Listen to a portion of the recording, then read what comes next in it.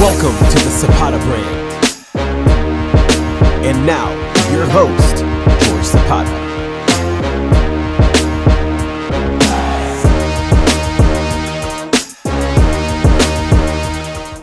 Let me go back to now. You got your double masters. You got your first head strength and conditioning coach. Yeah. You thought you weren't ready. Yeah. Where does it go from there? Do you finally find a spot where you are ready and you say, hey, I'm ready now and I'm good, or you just grew into that spot and then moved on? No, like I said, I left. I went to UNLV. I became the number 2 out there, so I was the assistant How was that? director. Phenomenal. UNLV. I was old enough. I was young enough to enjoy Vegas, but old enough to survive it. You know what I mean? Yeah. So that was the beauty of it. But it was a phenomenal experience, man. And now, again, you're around a caliber of people where like you do your job or you get fired. Period. And there was something, and this is something that I loved about coaching. Like there is this sobering moment, which I'm sure you can relate to as a boxer, where at the end of the game, the scoreboard reads zeros, and the score is there for everybody to see.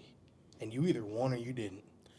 Yeah, I mean that's it's sobering. Well, if you got some bad officials in your back pocket, you might be all right. Right. So, But I always liked that, man, and I always liked being able to say, I wanted to compete against the best, and so to go to UNLV and have the opportunities that I did to compete against the best was fun, and to be around guys that were and are NFL players and NFL coaches, to be around some of those guys and learn from them. Was phenomenal. And just the opportunities at that level that it opens up, like getting to meet guys like Forrest Griffin, Christian McCaffrey, Solomon Thomas. I mean, the list goes on and on. Like guys that would just come through the facility and talk to our team or talk to our coaches or whatever. And so that's really unique. And so I grew into that. I grew a lot while I was there as a man and as a coach. My boss there, Sean Manuel, is probably one of the biggest mentors in my life. And he always, I mean, you want to talk about somebody that's brutally honest. This dude is rooted in principle, and he showed up every single day the same way, and he would tell you to your face, regardless of your feelings, when you're slipping up. And I needed that. I needed somebody that would hold me accountable to that level, and it was never out of a place of like trying to put me down. It was out of a place of like he knew I had another level that I could tap into, and he knew what my ambition was. He knew I wanted to be great. And so it was like, if you want to be great, this is what it looks like, and he was a guy that played in the NFL, and so he had that in him, and so the competitiveness and the environment that you're in, it's a pressure cooker, man, every single day. It's like when in the MMA, like when guys say like we got a gym full of killers, like that's what Division I's like, Yeah, it really is every day. Every day.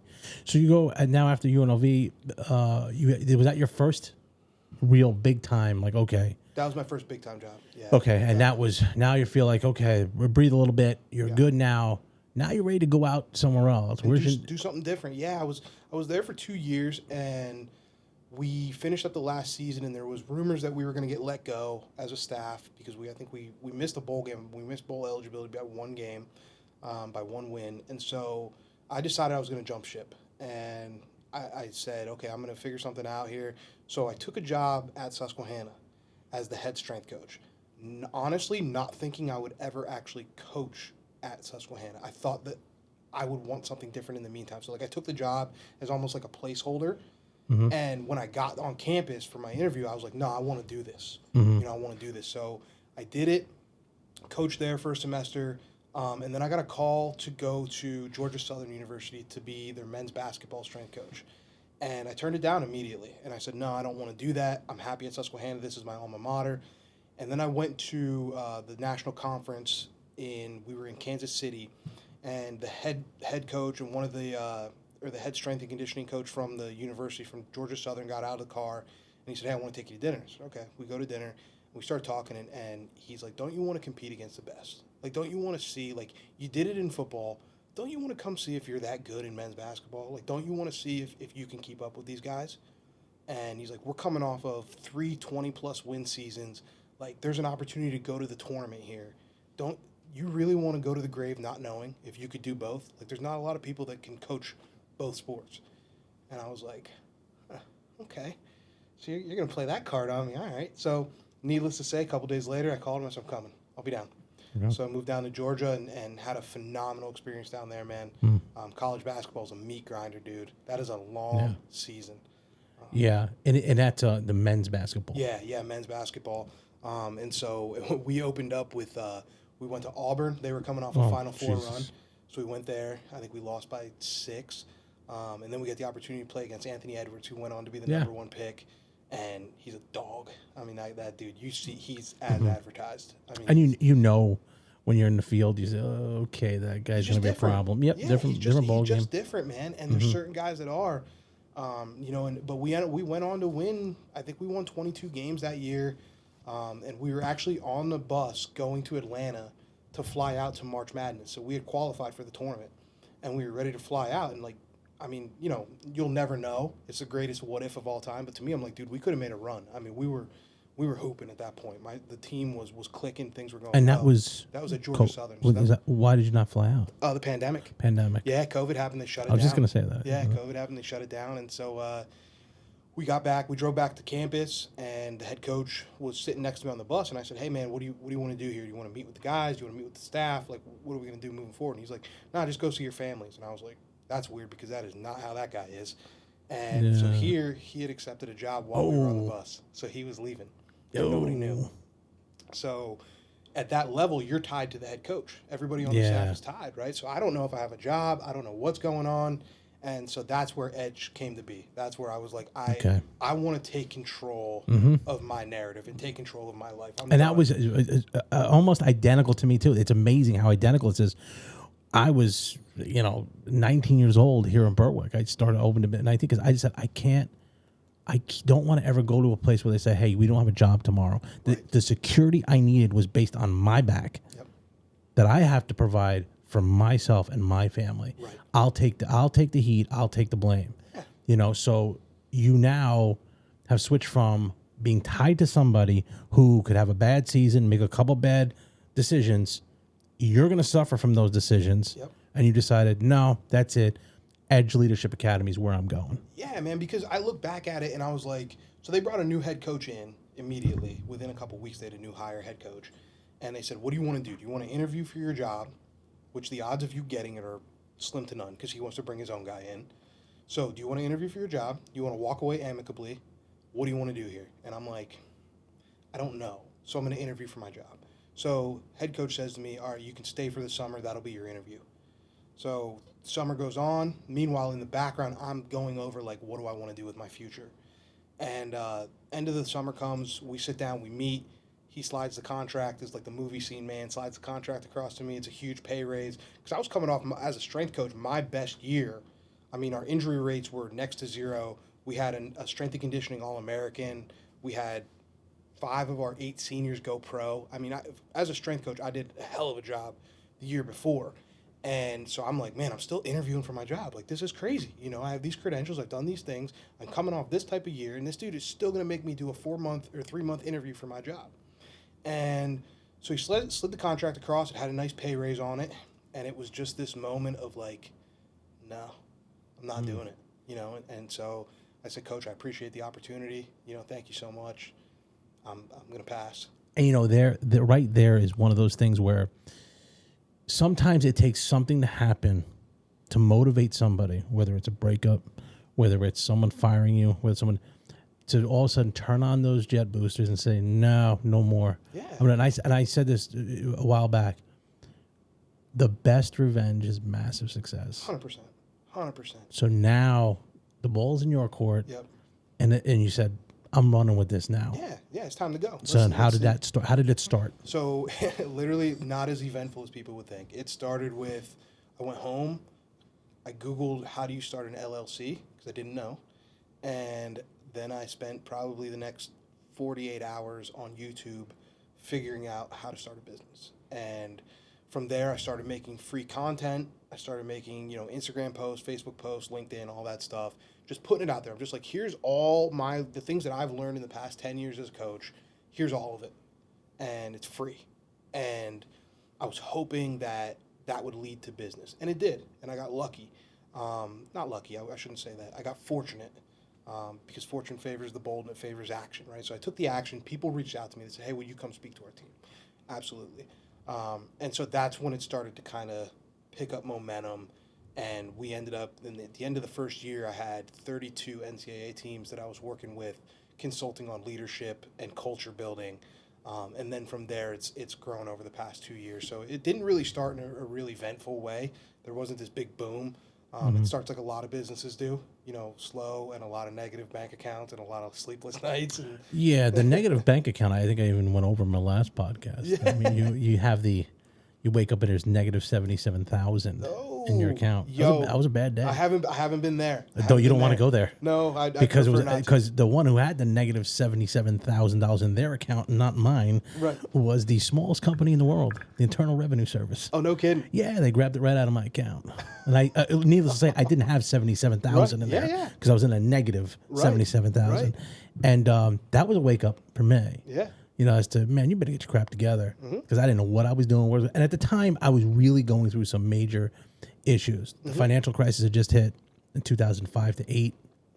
So it was up and down. And I mean, I kind of pulled from my boxing pedigree and said, you got to really buckle down and get through it, bite down your mouthpiece and figure this out, Yep. because you ain't got long. Right. You ain't got long to hang out. Yep. That account, negative 77, that is a deep hole, and I got a small shovel. Oh, yeah. Oh, yeah. So I didn't know exactly where to move. So because I was listening to some of the stuff you were saying when you woke up and you said, man, I got this much in my account. What the hell? Yeah. So that motivated you. You now started Edge Leadership Academy. Yep. You're now getting speaking gigs Yep. and doing that. Now, how do you develop into becoming an author? Yeah, so, it was such a whirlwind. Like, everything happened so fast. And I say fast, but it's been 3 years, but it feels like it's That's fast. Yeah, yeah. I mean, I'm a 27-year overnight success. 27 years. Right. Overnight success. Right, I mean, yeah. I'm like, what the hell? That's the beauty of it, man. But, no, so I started Edge, and we were off and running, and it was just me at the time, and we're doing the speaking gigs, and I got the opportunity. It just kind of fell in my lap, man, to open a gym. And Oh, you had a gym? Did you? Yeah, I look No back at it kidding. now and I'm like, what were you thinking, man? Because I thought I was the king of the entrepreneurs. Like I was Yeah. like, oh, dude, I'm gonna run the entrepreneurship world. Like Yeah. I'm ready to build my empire. So this opportunity came up to open this gym in Hazleton, 22,000 square feet. It was massive, way bigger than I was ready. Why to run. Hazleton? It was already there. It was a turnkey operation. All I had to do was come in and run it, and it was ready to go. Like all the equipment was bought through a federal grant because it was part of a nonprofit organization. I know where you're talking about. Yeah, Now yeah. I know. Yep. Now I So know. it was. I mean, You talk about shady. yeah, Oh, Right. They just died. yeah. The two older guys just passed Yeah. away. Yep. Yeah. So just I did. came in there and started running that place, and needless to say, that did not last long. No. 11 months. Wow. 11 months, and then Now was the boxing gym still in there? Or boxing was it- gym was still there. Yeah. So Okay. we had the boxing gym, we had spin, we had batting cages, we had a full turf field, Mm-hmm. we had a 12,000 square foot gym area with like dumbbells, all the nicest equipment you can get. I mean, Yep. it was a playground, but it was not a revenue generating Yeah, playground. yeah, Because there was a lot of things that were Yeah. going on. So Yep. needless to say, I sold my share and got out of that. Good. And so that was when I was like, okay, now my back is really against the wall because. But still a mistake that you learned from. You Oh, said put it in your back absolutely. pocket. Said, okay, I got this now. Here's the beauty of it. I said this on another podcast. The gym was a great decision because it got me in the room with other entrepreneurs. Because I was bringing people in to come train in the gym, and people are bringing their kids in, and the people that can afford for me to train their kids. Not that I'm a celebrity, but with the credentials that I have and whatever and what I was charging, the people that could bring their kids in were successful people. Yeah. And so I got the opportunity to be around all these successful people and pick their brains and get to know them and all these things. So they ultimately, some of them were clients now, right? And some of them I'm working with their companies and I'm doing different things. So it was a great move, long term. Short term, terrible. Long term, great. So you took that failure and twisted it into something that works for you. For sure. And I say that a lot because people going through that entrepreneurial ventures, they get these failures and they get down. And I did it too. Mm-hmm. I try to open up, who doesn't know Georgie Bagels? I'll open up 10. They fail. Right.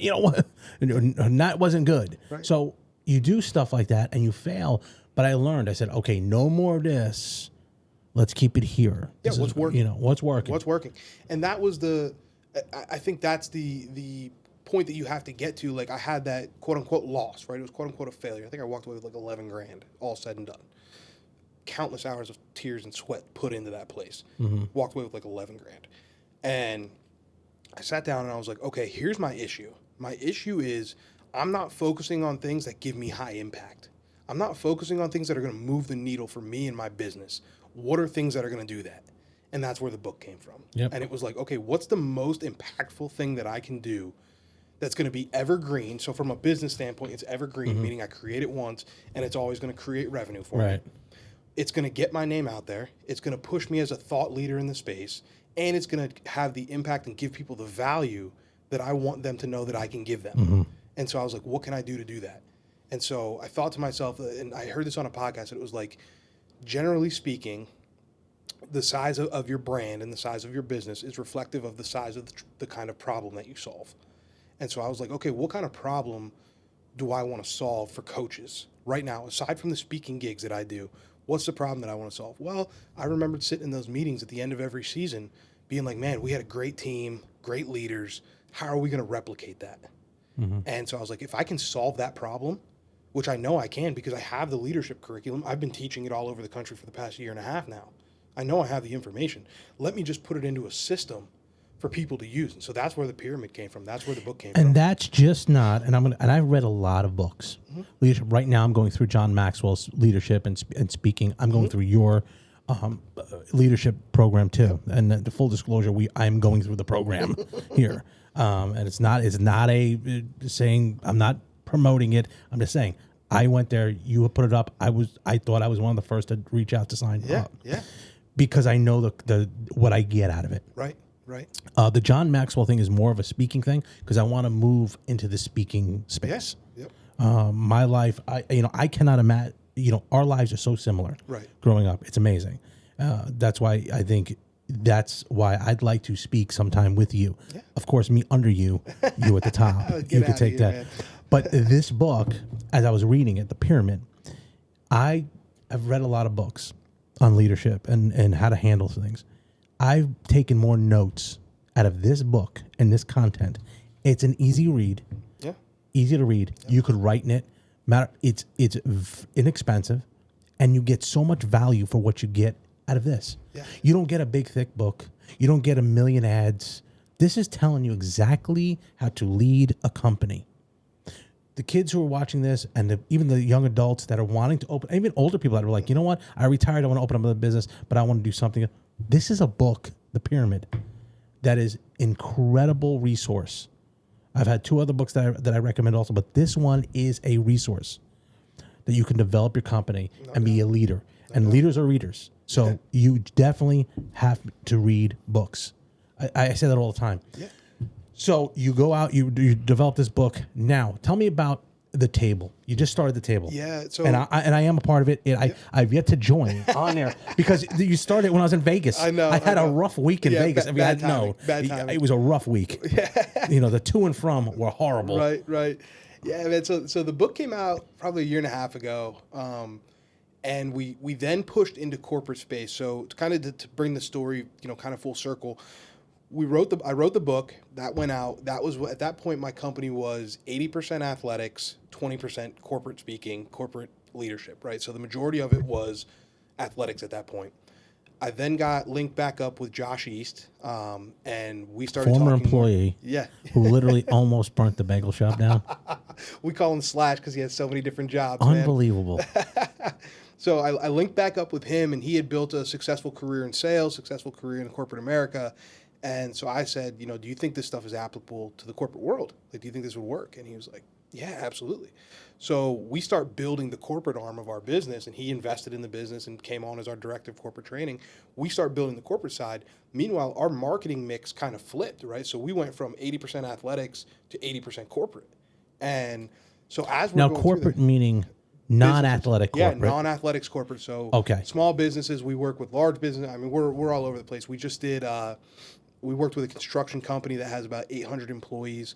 They're just south of $600 million in revenue each year. We did all their leadership training this past year. So we were in 6 different states in 8 weeks. So we're all over the place now. And that brought up The table. So what was happening was people in athletics, people in business, both sides were reaching out to us individually, and they're like, hey, how can I work with you? How can we get involved? You're talking about habits, you're talking about leadership, you're talking about culture, but maybe my business isn't ready to bring somebody in. Or maybe my team's not ready to bring somebody in and work with the whole group. Is there a way that I can work with you one-on-one? And I was like, all right, well, we don't really have anything for that, but I love the high performance side of it. That's right up my alley. I'm studying psychology and specifically I'm studying habits in my PhD program. And so I'm like, dude, this is right up my alley. It's what I do on a daily basis. And so we started looking at, do we do one-on-one coaching? Well, that's expensive. Do I become one of those social media gurus who sits on their private jet that they rented for an hour to take a photo on and record a bunch of TikToks and call it a day? Well, that's not me. That is not my character. And so I said, okay, how can I impact the most people in the fastest way? And so I decided, hey, I'm going to start a mentorship group and I'm going to give away the goods, everything. You're getting everything that I used to build my business, everything that I used to perform at the levels that I performed at in college athletics, when I'm in corporate world, as a coach, everything. You're getting it all. And I was like, okay, what do we call it? And we're sitting there, and me and Easty were brainstorming, and I'm like, what about the table? And he's like, the table? I'm like, yeah, everybody wants a seat at it. Everybody wants to bring something to it. Let's call it the table. And so we launched it, and it's been awesome, man. It's been a great success. Very successful. Yeah. Very successful. I recommend it to anyone who is looking to get that leadership. I don't know if it's closed right now. It's closed right now. We're going to run it quarterly, though. So okay. I'm gonna run it every 4 months. And it's always going to be, I'm going to try and keep it as affordable as possible. And the thing is, it is extremely affordable. Yeah. Extremely affordable. That was a goal. Considering it wasn't a money-making drive. Considering the resume, extremely affordable. Here's the other thing I love on it. You get on Discord, you're there, you can contact directly with you, directly with everyone else in the group, and it's always positive feedback. For sure. And always, hey, I'm doing this. This didn't work, but this worked. Right. It's tremendous. And what happens a lot of the time is you get back to us very quickly, and it's a great thing, affordable, and it's something people should look into, really. Yeah, man, it was, so I waited to get into my own coaching and to hire a coach for myself, right? Like now I have multiple mentors and coaches that I pay. And when I first got into this, I didn't do that. And I was kind of like, no, I'll figure it out on my own. It'll be okay, blah, blah, blah, blah, blah. And then there was this weird piece of like, I wanted to network with these people, but I felt like if I paid them, it wasn't real, right? And then I thought the same thing. It's the exact opposite. I thought the same thing. It's the exact opposite. Like I pay my business coach, and we've built a relationship to where now we're doing deals together. Like I'm a minority owner in some other companies with him. And so it's like that's what you need, right? That was hard for me, and I'll tell you why. Because the first time I did that, I took a step out of my comfort zone. This guy is all over the internet, very well known, and he had a course, and I figured I'm going to take this course from him. Their guys called me. We were talking. We had a great, hey, this is what you want to do. Hey, do me a favor. Get your credit card. Give me. It turned me off. Right. It turned me off because I'm like, well, this guy's so massive. Right. He's not. Oh, it was $15,000 or $20,000 for one thing, and you come out and you fly out, and then you go. I'm like, that's just not me. Yeah. John Maxwell's thing and your thing are affordable.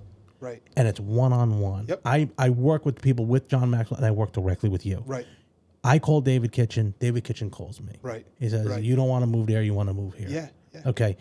That is very important because it makes you feel like I'm not just a credit card number. Right. And that's the beauty of it. Like, so I do, I have my business coach, Marcus Ogden, he's a G, man. I mean, the guy makes, I don't want to put his business out there, but he makes significant, income speaking as a corporate coach, doing coaching, doing PR. He's got probably 15 different companies that he's involved in. And I looked at him and I said, okay, he has a lot of the things that I want to have. He's at the level that I want to be at. He's in the rooms that I want to be in. And so I have to pay him up front to start having those conversations. And then as I did that and as we grew and our relationship grew, it's like now me and him go back and forth all the time. You know what I mean? It's not a big deal. Like I said, he's bringing me in on deals. Like we're involved in the same circles, those types of things. And so when people say to me like, well, I don't want to, I don't really want to spend the money. And I'm like, dude, the biggest investment that you need to make is in yourself. Right. And so on the speaking side, I have Marcus as my business coach. And then on the speaking side, I get mentored by guys like Eric Thomas, Inky Johnson, Coach Crump, Jeremy Anderson, and I pay significantly for that. But you know what? I get a Zoom call with those dudes, and it's actually them. It's not their assistant. It's not something else. I get a Zoom call with them every week, and I've seen my business explode. I've seen my relationships get better. I've seen my business acumen go through the roof, as far as relative to where it was. I still got a whole lot to learn. But to me, I'm like, if I have to pay to get in those rooms, whatever. You know what I mean? Yeah. I'll say this. I've spent this year probably somewhere in the range of $10,000 to $15,000 on coaching, just coaching. And it's July right now, August. So I've made my money back probably 150 to 200. Now that's you're talking about Inky Johnson, Eric Thomas, Inky Johnson, and that group. That's the group that I wanted to tend towards. And I could tell you're speaking the way you speak, very clear. That's why you are a speaker. Right. I knew you before you were a speaker.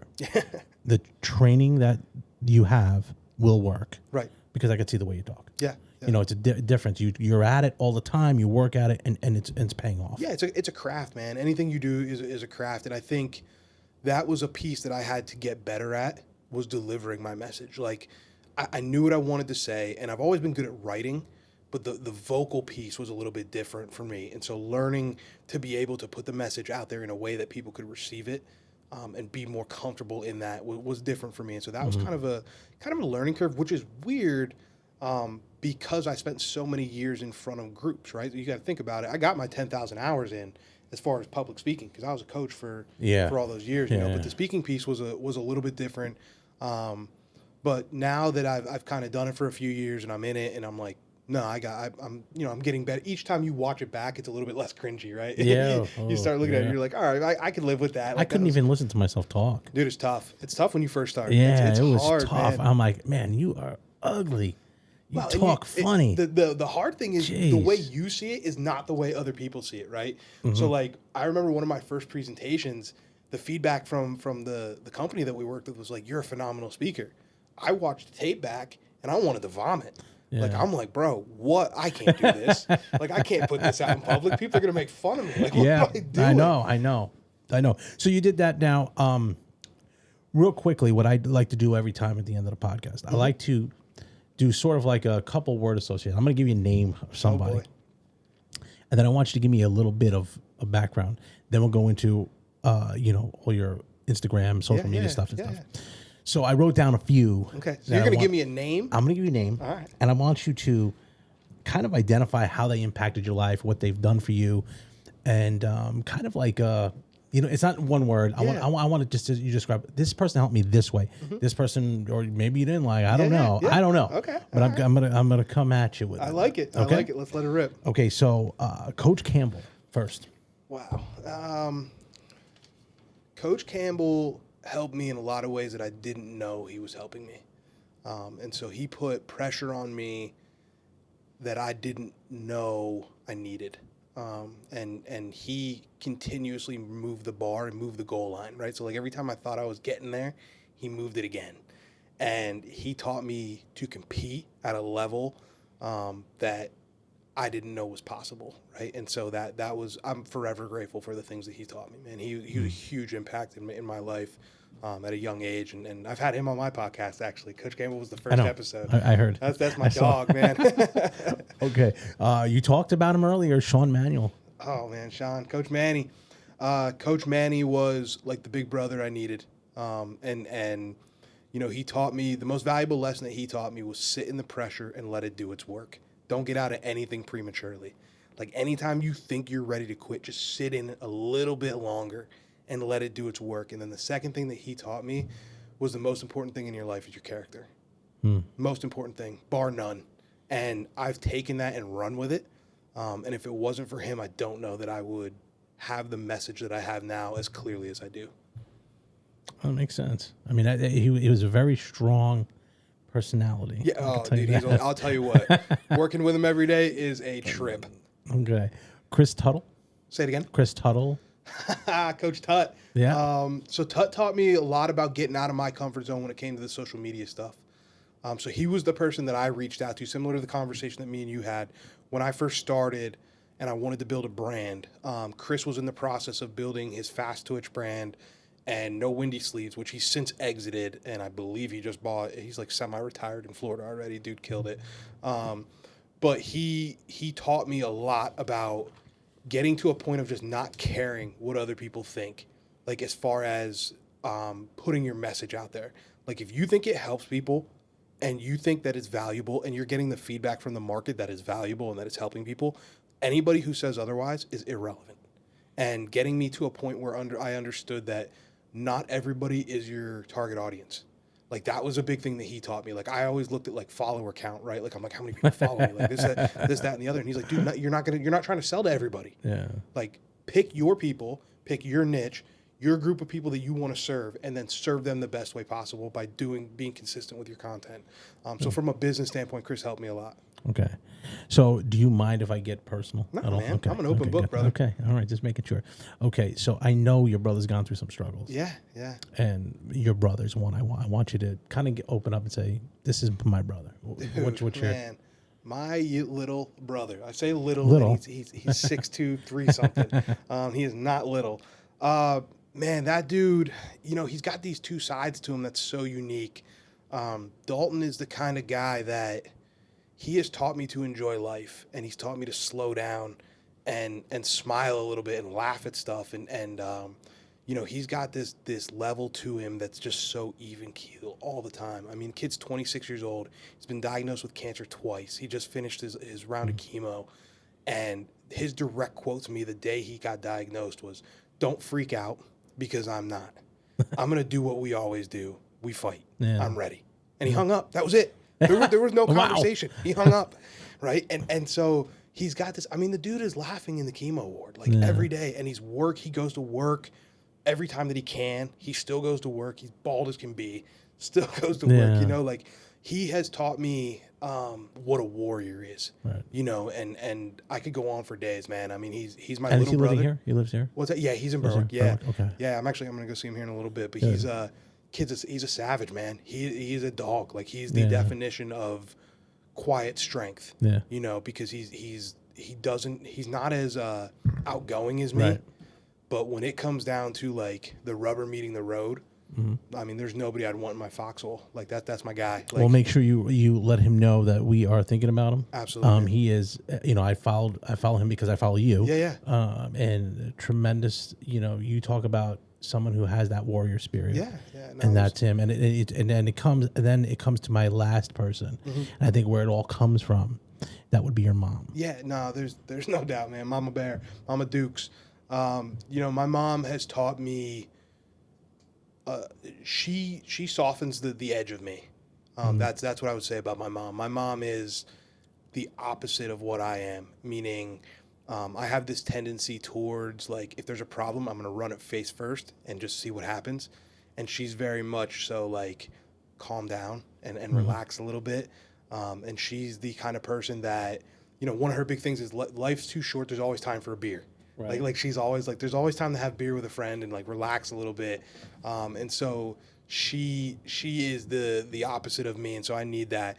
But she's taught me so much, man. That list could go on for days, dude. I mean, grit and determination and just the ability to just stick with it no matter what. Yeah.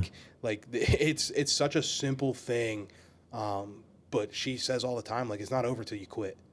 You know what I mean? Like, and she knows that triggers me. Like, she knows that fires me up. So if I call her and complain about something, she's like, it's not over unless you quit. So here's a quick story to wrap this up to summarize my mother. I was in high school. I had we just finished up a game. We won, but I did not play well. I did not play well at all. And I walked in the house after the game, dropped my bag off, went upstairs, took a shower, picked up my book bag. I was going out. I was going with the boys, man. We just won. I'm like, I got some stolen, Busch Lights from somebody's dad's fridge to go drink. Like, I got to get out of here. And from the living room, I heard her, "Where the hell are you going?" So, "What do you mean?" "I'm going out." She's like, "You think you should go out after the game you just played?" I'm like, "Wow, we won." She's like, "You think you should go out?" Like that. Like, that's my mom, Yeah. But she's also the first person to tell you, like, slow down. Like just enjoy life, you know. And so, yeah, man, my family's everything, dude. Those people have been phenomenal. And you know, before we do wrap up, I just want to shout out Berwick, man. Yeah, and just shout out this you have town. to. Like, you know, there was a long time where I was gone and I was away from this place, and I've always told people, you know, this place made me who I am, and the people here. And to be back now and be back in this area is phenomenal. And to get to reconnect with people like you.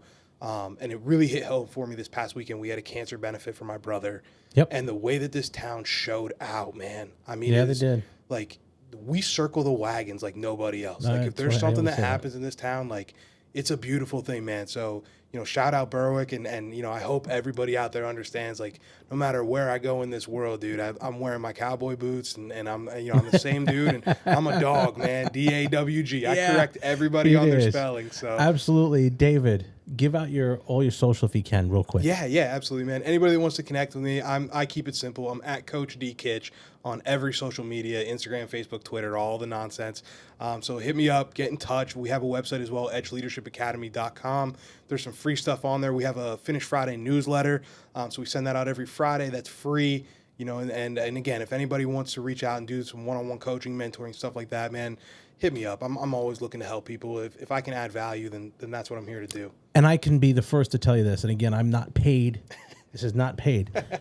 This value that you get from this man here, the years of experience and stuff, is worth every dollar that you pay for him. Thank you. Author, speaker, entrepreneur, coach, life coach, strength coach.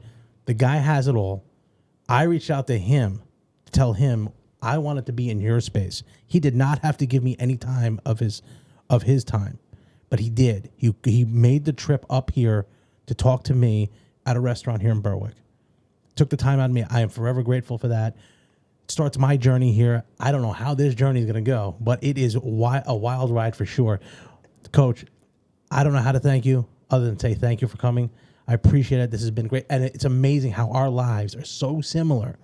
It's why we connect the way we do. That's it, man. Great people know great people. Oh, Thank you for having me. No, it's our pleasure. It's our pleasure. And hopefully sometime we could do it again.